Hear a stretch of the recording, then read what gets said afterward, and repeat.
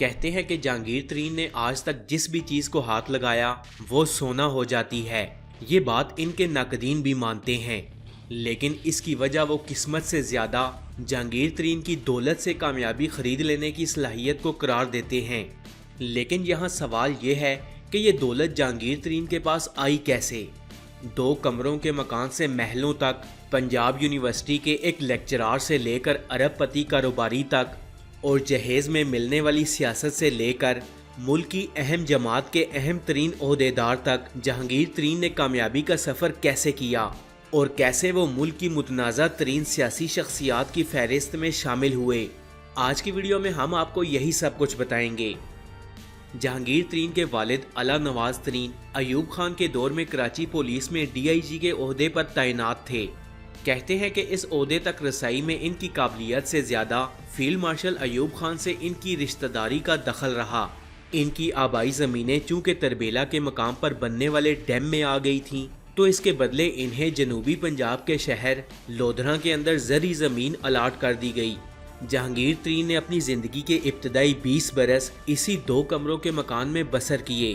جہانگیر ترین کو تعلیم کے لیے لاہور بھجوایا گیا، جہاں سے انہوں نے گریجویشن کی اور بعد میں امریکہ کی نارتھ کیرولینا یونیورسٹی سے 1974 کے اندر بزنس ایڈمنسٹریشن میں ماسٹرز کیا۔ جہانگیر ترین کہتے ہیں کہ دوران تعلیم ایک دن بھی میرے دل میں یہ خیال نہیں آیا کہ میں امریکہ میں ہی مستقل رہائش اختیار کر لوں۔ اسی لیے تعلیم مکمل کرتے ہی میں وطن واپس لوٹ آیا۔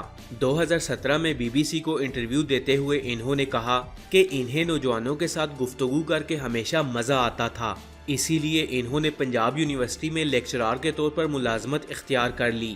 لیکن والد کی مخالفت کے باعث وہ یہ نوکری چھوڑ کر بینک کی نوکری کرنے پر مجبور ہو گئے۔ ان کے مطابق ایک شام وہ جب دفتر سے باہر نکلے تو انہیں احساس ہوا کہ وہ خوش نہیں تھے۔ ان کا دفتر لاہور کی ایک عمارت کے تہ خانے میں تھا۔ وہ بتاتے ہیں کہ میں صبح اس تہ خانے میں داخل ہوتا اور شام ڈھلنے کے بعد باہر نکلتا۔ ایک شام دفتر سے نکلتے میں نے یہ سوچا کہ کیا یہ بھی کوئی زندگی ہے؟ اگلی صبح میں اس تہ خانے میں نہیں گیا۔ یہ کہتے ہیں کہ اگلی ہی صبح میں لاہور سے ملتان پہنچا اور والد کو بتایا کہ آج سے میں کاشتکاری کروں گا۔ ان کے مطابق ان کے والد سکتے میں آ گئے اور بولا کہ کیوں پتر، لاہور میں کوئی جھگڑا ہو گیا ہے کیا؟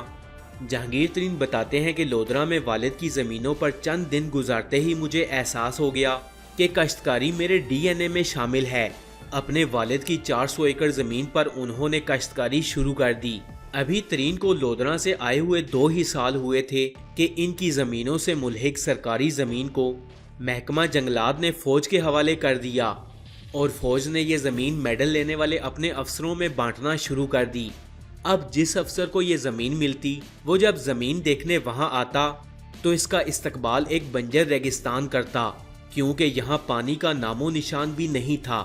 جہانگیر ترین بتاتے ہیں کہ میں اس زمین کے بالکل ساتھ بیٹھا تھا اور میں نے یہ زمینیں ان فوجی افسروں سے بہت سستی خریدنی شروع کر دیں۔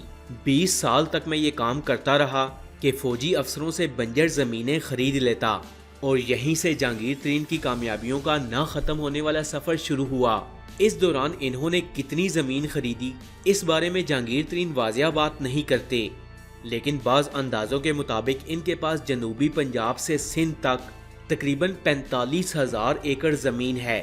مزے کی بات یہ ہے کہ اس زمین کو ان کی ملکیت ثابت کرنا بھی ممکن نہیں، کیونکہ ان میں بیشتر زمین ان کے ملازمین اور رشتہ داروں کے نام پر خریدی گئی۔ فوجیوں کی زمینوں سے فارغ ہونے کے بعد جہانگیر ترین نے مقامی زمینداروں کا رخ کیا اور انہیں ان کی زمین کے بدلے سالانہ اتنی رقم کی پیشکش کی جتنی وہ سال بھر محنت کر کے کماتے تھے۔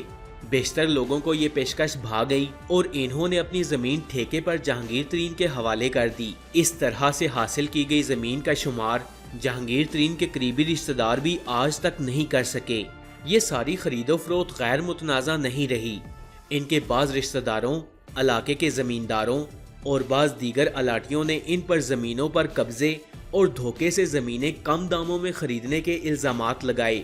ان زمینوں سے کمائی گئی رقم جہانگیر ترین نے مختلف صنعتوں اور مختلف قسم کے کاروباروں میں لگانا شروع کر دی۔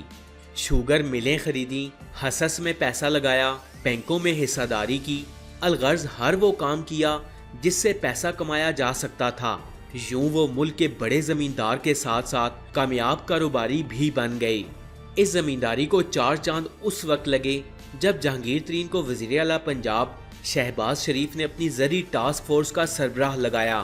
ان کے مخالفین ان پر الزام لگاتے ہیں کہ اس دور میں پنجاب میں زمینوں سے زیادہ پیداوار لینے کے لیے انہوں نے زمینوں پر جو غیر ملکی تجربات کیے ان میں سے بیشتر جہانگیر ترین کی زمینوں پر ہی کیے گئے۔ مخالفین اس عمل کو جہانگیر ترین کی زمینوں کی غیر معمولی پیداوار کی اہم وجہ قرار دیتے ہیں۔ اب باری آئی انتخابی سیاست کی۔ ترین خاندان کی رشتہ داریاں جنوبی پنجاب اور سندھ کے اہم ترین سیاسی خاندانوں سے ہیں۔ وہ رحیم یار خان کے مخدوموں کے داماد اور ملتان کے گیلانیوں اور سندھ کے پگاڑا کے سسرالی ہیں۔ جہانگیر ترین کے کزن ہمایوں اختر خان اور ان کے برادر نسبتی مخدوم احمد محمود پہلے سے سیاست میں متحرک تھے، لیکن جہانگیر ترین کاروبار کی طرح سیاست میں بھی صرف اچھے وقت کا انتظار کر رہے تھے، اور پھر پرویز مشرف کے فوجی اقتدار نے انہیں وہ نفع بخش موقع دے دیا۔ وہ مسلم لیگ کاف میں شامل ہوئے اور 2002 کے انتخابات کے اندر قومی اسمبلی کے لودھراں سے رکن منتخب ہوئے اور ایک بار پھر زراعت کے صوبائی محکمے سے وابستہ ہو گئے۔ اس دوران زمینوں کی خریداری بھی جاری رہی اور سرکاری خرچ پر نت نئے تجربات بھی۔ کچھ عرصے بعد یہ وزیر اعظم شوکت عزیز کے دور میں وزیر صنعت و پیداوار بن گئے۔ ایک بار پھر مخالفین نے شور مچانا شروع کر دیا کہ اس دوران ملک کے ساتھ ساتھ جہانگیر ترین نے بھی خوب صنعتی ترقی کی۔ 2008 میں وہ اپنے ایک اور رشتہ دار پیر صاحب پکارا کی مدد اور ٹکٹ پر قومی اسمبلی کے رکن بن گئے۔ 2011 میں انہوں نے چند لوگوں کے ساتھ ارکان اسمبلی کو اکٹھا کیا اور ایک مضبوط سیاسی پریشر گروپ کے طور پر سامنے آئے۔ ابھی یہ گروپ اپنی آئندہ سیاست کے بارے میں غور و فکر کر ہی رہا تھا کہ اچانک خبر آئی کہ جہانگیر ترین نے عمران خان کی جماعت تحریک انصاف میں شمولیت اختیار کر لی ہے۔ خود اس گروپ کے ارکان بھی حیران رہ گئے کہ کس طرح ان کی طاقت کو استعمال کر کے جہانگیر ترین نے ایک لمبی چھلانگ لگائی۔ پی ٹی آئی میں ان کی آمد اور پھر اہم ترین عہدے تک ترقی بھی آسان نہیں رہی۔ سن 2015 میں پی ٹی آئی میں پارٹی انتخابات کروانے والے پارٹی رہنما جسٹس وجیہ الدین احمد نے الزام لگایا کہ جہانگیر ترین نے دولت کے بل پر پارٹی انتخابات میں دھاندلی کی کوشش کی ہے۔ عمران خان نے جسٹس وجیہ الدین کی بات سنی انسنی کر دی، جس کے بعد جسٹس صاحب پی ٹی آئی سے علیحدہ ہو گئے۔ اس وقت جہانگیر ترین بہت فخر سے کہا کرتے تھے کہ عمران خان ان کا مشورہ بہت غور سے سنتے ہیں۔ مخالفین کے مطابق جہانگیر ترین کے مشورے سننا عمران خان کی ایک طرح کی مجبوری بھی تھی، کیونکہ وہ کسی بھی دن سب سے زیادہ وقت جہانگیر ترین کے ساتھ ہی گزارتے تھے۔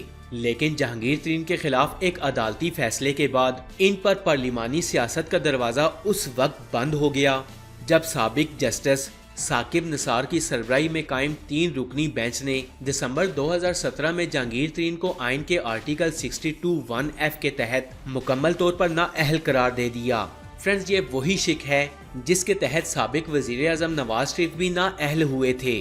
جہانگیر ترین نے اپنے خلاف فیصلہ آنے کے بعد پاکستان تحریک انصاف کے سیکرٹری جنرل کے عہدے سے استعفیٰ دے دیا اور یہ بیان دیا کہ وہ عمران خان کو وزیر اعظم بنوانے کی جدوجہد کرتے رہیں گے۔ وہ اپنے اس عزم پر انتخابات کی تیاری اور پی ٹی آئی کی انتخابی مہم کے دوران ہی نہیں، حکومت سازی کے عمل کے دوران بھی اپنی جان توڑ کوشش کرتے رہے۔ عمران خان اور جہانگیر ترین کے درمیان فاصلے اس وقت بڑھے جب ملک میں چینی کے بحران پر کمیشن بنایا گیا۔ اس کمیشن کی رپورٹ میں الزام عائد کیا گیا کہ مشہور اہم کاروباری شخصیت جہانگیر ترین، سابق حکمران شریف خاندان، گجرات کے چودھری برادران اور پنجاب اور سندھ کی حکومتوں نے فراڈ اور ہیرا پھیری کی۔ اسی دور میں ایف آئی اے نے جہانگیر ترین اور ان کے بیٹے علی ترین کے خلاف منی لانڈرنگ کا مقدمہ بھی درج کیا۔ ایسا محسوس ہو رہا تھا کہ جیسے جہانگیر ترین سیاست کے میدان میں اب دوبارہ کبھی بھی قدم نہیں رکھیں گے۔ لیکن پھر عمران خان کی حکومت کا ایک تحریک عدم اعتماد کے ذریعے خاتمہ ہوا اور باقی سیاسی جماعتوں نے مل کر یعنی پی ڈی ایم نے حکومت بنا لی۔ ایسے میں جہانگیر ترین کے زیر سایہ ایک اور سیاسی گروپ تشکیل پایا جس میں تحریک انصاف کے قومی اور پنجاب اسمبلی کے تقریباً 30 اراکین شامل تھے۔ 9 مئی کے واقعات کے بعد تحریک انصاف میں تخریب کاری کا ایک اور سلسلہ شروع ہوا تو جہانگیر ترین ایک بار پھر سے متحرک ہوئے اور پھر ان کی جانب سے استحکام پاکستان پارٹی کے قیام کا اعلان کر دیا گیا۔ لیکن یہ سوال اب بھی اپنی جگہ پر موجود ہے کہ آیا جہانگیر ترین اس بار کنگ میکر کا کردار ادا کر سکیں گے یا نہیں۔